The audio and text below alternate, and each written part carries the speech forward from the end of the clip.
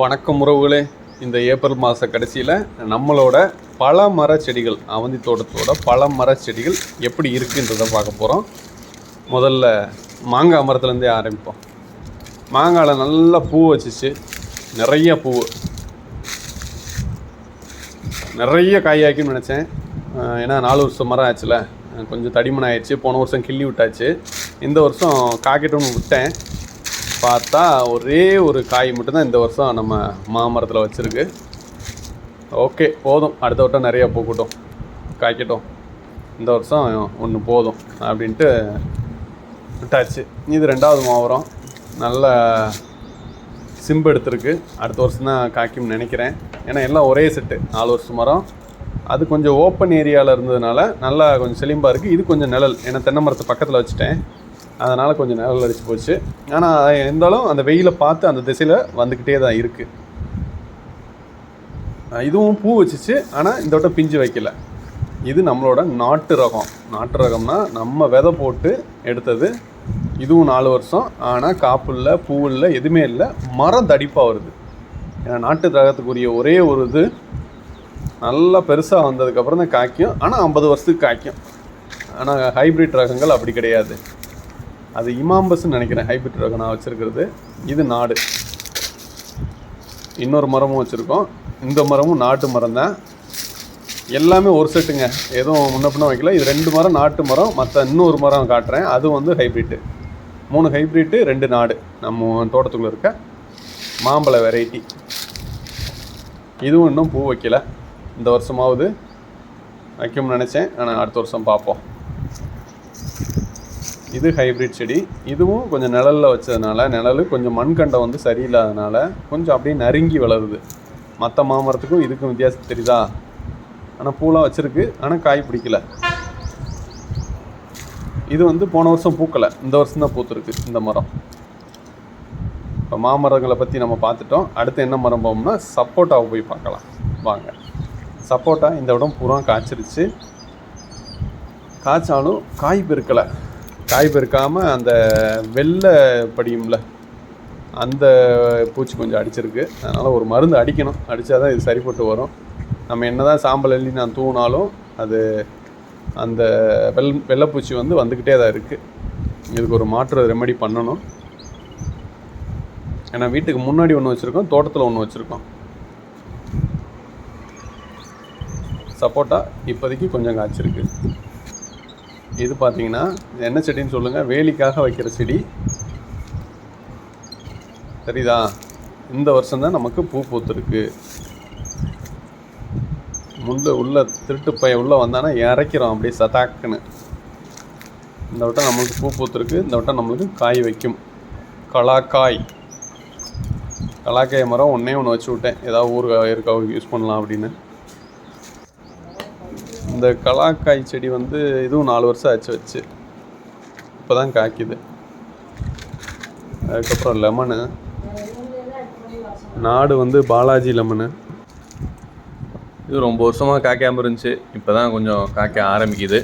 காய் வச்சிருச்சு இந்த வருஷத்துக்கான சீசனில். போன வருஷம் ஒரு 2-3 தான் இருந்துச்சு. இந்த வட்டம் கொஞ்சம் 4-5 இருக்க மாதிரி இருக்குது. பார்ப்போம் இந்த இடம் எவ்வளோ வருதுன்னு அறுவடை. இந்த கோடையில் இவ்வளோ வரதே பெரிய விஷயம். நம்ம தண்ணி கொஞ்சம் பஞ்சம் இல்லாமல் பாய்ச்சறதுனால இந்த வட்டம் பல மரங்கள் கொஞ்சம் நம்மளுக்கு அறுவடை கொடுக்க வாய்ப்பு இருக்குது.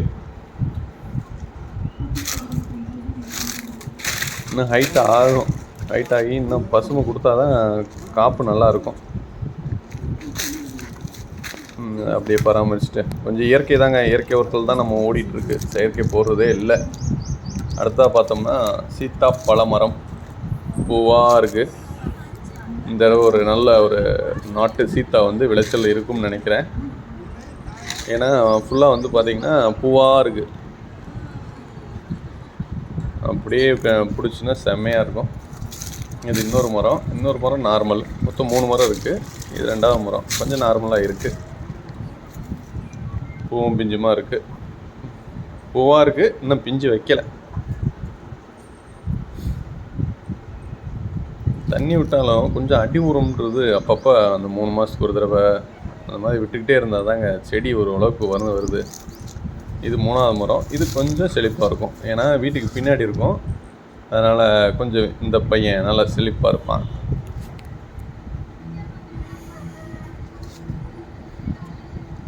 இந்த தடவையும் ஒரு நல்ல அறுவடையை நம்ம எடுக்கலாம். பார்ப்போம் எப்படி வருதுன்னு. அறுவடை வீடியோ கண்டிப்பாக போடுவேன். ஆமாம்.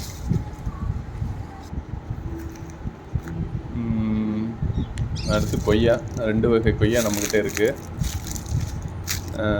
ஒன்றும் பார்த்திங்கன்னா தைவான் பிங்க் இந்த ரகம், இன்னொன்று நாட்டு கொய்யாவான வால் கொய்யா.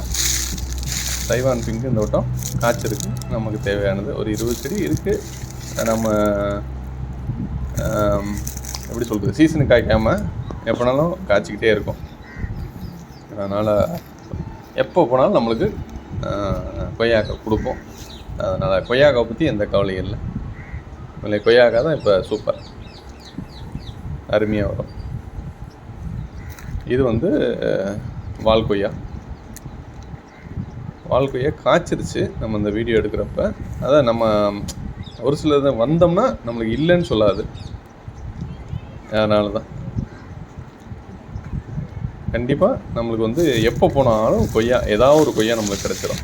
நம்ம தோட்டத்துக்கு வந்தோம்னா, அமர்ந்தி தோட்டம்னா சும்மாவா, வாங்க சாப்பிட்லாம் கொய்யா. வால் கொய்யா மோஸ்ட் ப்ரிஃபர்டு காய் தான் ப்ரிஃபர் பண்ணி சாப்பிட்றது. அதுக்கப்புறம் பார்த்தீங்கன்னா ஸ்டார் ஃப்ரூட் வந்து இன்னும் பூ வைக்க ஆரம்பிக்கலை. ஏன்னா கொஞ்சம் வெயில் படாமல் இருக்கனால கொஞ்சம் போன வருஷம் நல்லா இருந்துச்சு டாப்பு. ஒரு ஷார்ட் வீடியோ போட்டிருப்பேன். இந்த தடவை பார்த்தீங்கன்னா இன்னும் ரெடி ஆகிட்டுருக்கு. பார்ப்போம் எப்படி வருதுன்னு. அடுத்ததான் வந்து பார்த்திங்கன்னா இந்தியன் செர்ரி பழம். இந்த செர்ரி பழம் பார்த்திங்கன்னா ரெட் கலரில் ரெட்டிஷாக இருக்கும். இந்த வட்டமும் ரெடி ஆகிட்டுருக்கு, பூவாக இருக்குது. வரட்டும், எப்படி இருக்குன்னு பார்ப்போம். நம்மளோட பழமரங்களை ஃபுல்லாக அப்படியே ஒன் பை பார்த்துட்ருக்கோம். வீடியோவாக போடுறேன், உங்களுக்கு பதிவு பண்ணுறேன். இது வாட்டர் ஆப்பிள். இந்த தடவையும் ரெடி ஆகிட்டுருக்கு, பூ பூத்துக்க ஆரம்பிச்சிச்சு. சரி, ரெட் கலர் வாட்டர் ஆப்பிளும் இந்த விட நல்ல ஒரு அறுவடை எடுக்கலாம் நம்புகிறேன். இது ஒயிட் வாட்டர் ஆப்பிள். இந்த தடவை கொஞ்சம் காப்பு கம்மியாக இருக்குது நம்மளுக்கு, ஏன்னா வெயிலோட தாக்கம் அவ்வளோ இருக்குது. வெயில் அதிகமாகவே இருக்குது.